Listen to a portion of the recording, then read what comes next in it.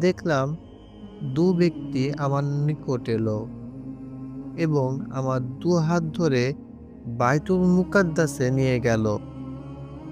হঠাৎ দেখতে পেলাম এক স্থানে এক ব্যক্তি বসে আছে এবং আরেক ব্যক্তি দাঁড়িয়ে আছে।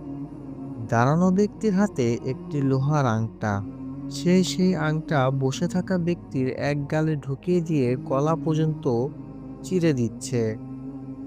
অতঃপর আংটাটি বের করে পুনরায় অন্য গালে ঢুকিয়ে গলা পর্যন্ত চিরে দেওয়ার মধ্যবর্তী সময়ের মধ্যে চিরে দেওয়া গলা ভালো হয়ে যাচ্ছে।